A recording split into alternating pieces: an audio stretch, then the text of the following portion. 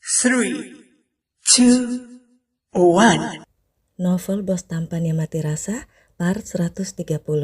Untuk kalian semuanya, Maidaristi, selamat mendengarkan, tetap sehat, tetap berhati baik, berharapan baik. 3 hari yang dibutuhkan Alana untuk membereskan file-file dan merapikan semua arsip di perusahaan Dirgantara Company. Dim sampai terkejut, Alana bisa melakukan hanya dalam 3 hari. Padahal sudah hampir 2 bulan dia mengerjakannya tapi tak beres-beres.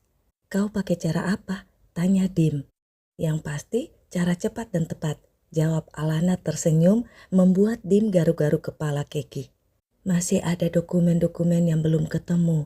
Di catatan data ada, tapi dokumen fisiknya nggak ada. Entah itu tersimpan di kantor ini atau di tempat orang lain. Dokumen-dokumen itu lumayan penting. Kau yang harus mencarinya. Aku pelajari hanya beberapa orang yang punya wewenang untuk itu dan kau salah satu yang punya akses, kata Alana lagi. Pekerjaanku masih banyak. Apa sebaiknya aku memberimu wewenang itu? Sahut Dim cepat. Beri dia wewenang penuh dan akses untuk semua hal di perusahaan ini. Selamar dari mejanya. Semua hal? Tapi Alana ingin menyela, tapi Mar menatapnya tajam. Bagaimana bisa kau mengerjakannya kalau harus menunggu izin orang lain dulu? Aku percaya kau tidak akan menyalahgunakan wewenang itu, iya kan? Jadi nggak usah protes, kata Mar lagi, lalu dia sudah sibuk dengan laptopnya. Saat sedang berada di kantor, Mar akan bersikap dia adalah pimpinan, dia bos. Alana dan 4 sahabat juga tidak melanggar batas itu. Oh ya bos, sekedar mengingatkan, nanti malam CEO Trimitra mengundang makan malam. Undangannya sudah datang sejak minggu lalu. Kita confirm? Tanya Dim. Jam? Tanya Mark. Dim menyerahkan undangannya pada Mark. Jam 9 malam, kemungkinan ada jamuan lain setelah itu. Gelagatnya sepertinya mereka ingin kerjasama dengan kita bos, kata Dim. Oke, kau dan Alana juga ikut, jawab Mark. Aku tak bisa ikut, Alana menyela. Mar langsung mengangkat kepalanya melihat pada Alana. Sudah 4 hari, suara Alana pelan sambil menatap Mar sendu. Mar pun tersadar. Kau dan 3 lainnya yang pergi, aku lupa ada janji lain, kata Mar membuat Alana menarik napas lega. Dim pun tidak protes. Sudah 4 hari Alana tak mencari keberadaan Amara. Alana gelisah. Dengan kemampuan Amara, seharusnya dia sudah lolos. Tapi ini sudah beberapa hari. Dan Amara belum pulang juga. Dia pasti tidak bisa meloloskan diri. Itu artinya ada sesuatu yang mungkin sangat berbahaya untuk Amara. Mereka harus cepat membebaskannya. Andre sudah ada di Rumah Putih sejak makan malam bersama Mika dan si kembar 3. Jadi setelah selesai makan malam, mereka langsung ke ruang bawah tanah. Aku saja yang ke titik terjauh, kata Mar sambil mempelajari peta yang diberikan Mike si pelindung. Aku saja. Kalian berdua besok harus kerja. Sementara besok aku tidak ada jadwal operasi. Kalian berdua kan lokasinya dekat. Setelah selesai, tunggu aku di sini. Kalau ada apa-apa salah satu dari kita, cepat saling kabari. Oh ya, Alan standby? Tanya Andre. Alana menggeleng. Aku tak bilang padanya kalau malam ini kita akan bergerak. Dia juga perlu istirahat. Setiap kita mencari arak di malam hari, dia juga ikut begadang. Padahal di kantor pekerjaannya juga numpuk, kata Alana. Berarti kali ini hanya ada kita bertiga yang saling kontak, tanya Mar pelan. Ada Mike dan orang-orangnya yang ikut bersama kita tapi terpisah dan diam-diam, jawab Alana. Minta Mike bersamamu, selamar pada Alana. Alana mengangguk, padahal dia justru minta Mike yang bersama Mar karena takut kalau sakit kepala Mar tiba-tiba kambuh. Tapi Alana tak mengatakan apa-apa supaya Mar tak rewel. Mereka pun pergi dan berpisah menuju lokasi masing-masing. Mereka tak menyadari beberapa saat setelah mereka pergi, 2 sosok berbaju hitam pun meninggalkan ruang bawah tanah juga. 2 sosok itu Dewa dan Dika. Dewa mengikuti Mark dan Dika mengikuti Alana. Sementara Dion standby di depan alat-alatnya di ruang yang dibuat Mark untuk Dewa. Andre mengganti mobilnya dengan motor biasa agar tak menarik perhatian. 2 malam lalu, dia sendirian sudah ke lokasi terjauh itu tanpa Mar dan Alana tahu. Tapi dia tidak melihat hal yang mencurigakan di lokasi itu. Tapi mungkin karena dia agak jauh di luar titik. Tidak masuk ke tempat itu karena dia sendirian dan tidak ada orang yang tahu. Kalau terjadi apa-apa padanya, tidak akan ada orang yang menemukannya di situ. Malam ini dia akan masuk ke dalam bangunan.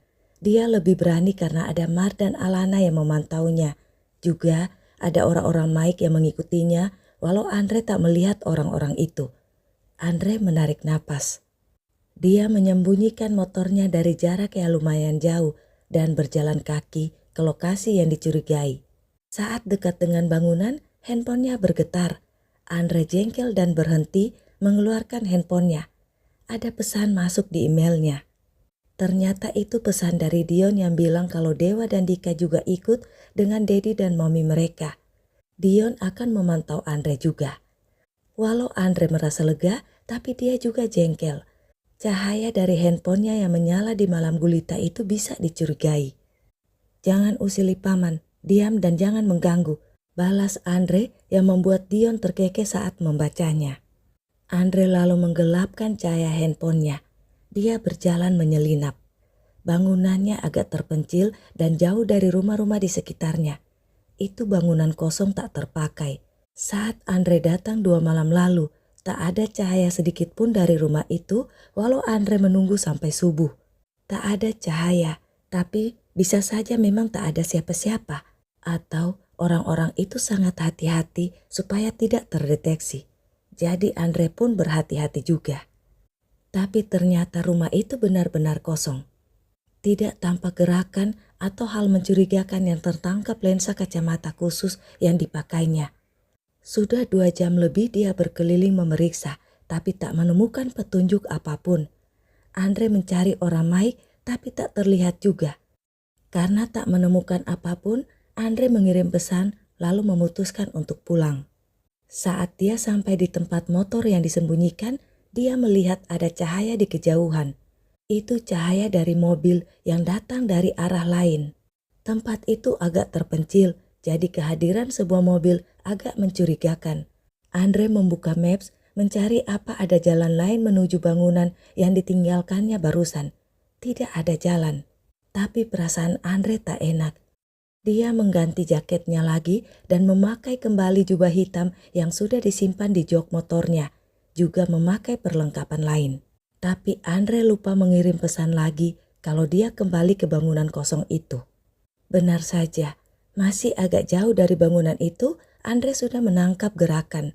Tak ada cahaya apapun lagi, tapi gerakan-gerakan itu jelas. Andre mendekat, tapi sesuatu memukul belakang kepalanya dengan sangat keras. Saat Andre tersadar dan membuka matanya, dia sudah diikat dan mulutnya dililit lakban. Tapi untungnya kacamata yang dipakainya tetap ada. Walau sudah tersadar, tapi Andre merasa seluruh badannya lemas. Hidungnya pun mencium aroma samar. Itu bau obat. Sebagai dokter, Andre langsung bisa membedakan aroma yang diciumnya itu. Sepertinya dia diberi obat untuk membiusnya. Tapi efek obat bius itu tidak terlalu mempan karena Andre pun sudah minum obat penawar racun dan lain-lain saat masih di ruang bawah tanah tadi. Mar dan Alana juga meminumnya sebagai antisipasi. Obat penawar yang diminumnya bisa berfungsi sampai hilang khasiatnya selama 2 hari. Andre, Mar, dan Alana meminum obat penawar sebagai jaga-jaga, mengingat saat Dion diculik, Dion diberi obat bius.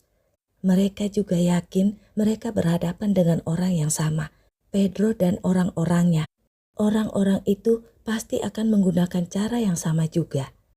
Walau sudah minum obat penawar, tapi badannya tak bertenaga. Obat dari orang-orang itu pasti dalam dosis tinggi. Andre berusaha bergerak dan memeriksa badannya. Tak ada luka selain belakang kepalanya yang masih sakit. Handphonenya pun tak ada lagi. Andre melihat sekelilingnya. Sepertinya dia ada di semak belukar di halaman bangunan kosong. Karena lemas dan masih agak pusing, Andre tidak bisa berdiri. Dia hanya bisa menggeser pantatnya, berusaha mendekat. dan dia melihat beberapa orang laki-laki yang sedang mengikat seseorang yang merontah di lantai. Itu Amara. Andre sangat yakin itu Amara. Andre sangat mengenal postur Amara karena sejak kecil dia sering menggendong Amara. Andre marah tapi dia menahan emosi dan berusaha menghilangkan pengaruh obat biusnya sambil menggeser pantatnya lebih dekat ke tempat Amara. Tak sengaja dia menyenggol kayu. Suara itu membuat orang-orang menyadari kehadiran Andre. Andre pun diikat, digantung, dan dipukuli habis-habisan. Tapi matanya bisa melihat bagaimana laki-laki lainnya membuka satu persatu pakaian Amara yang masih merontah. Amara meronta, itu tandanya Amara tidak dalam pengaruh obat bius. Andre juga melihat para laki-laki itu melucuti celana mereka masing-masing. Andre tahu apa yang akan menimpa Amara. Dia hanya bisa berteriak sekencang-kencangnya karena tak bisa menolong Amara. Laki-laki yang terus memukuli Andre menjadi jengkel. Dia mengambil botol yang ada di dekatnya dan siraman berbau kimia di kepala Andre membuat semuanya gelap. Andre tak tahu apa-apa lagi. Ara, Uncle akan menjagamu sampai kapanpun. Itu janji Andre pada Amara saat pertama kali menggendong Amara yang masih bayi. Itu janjinya.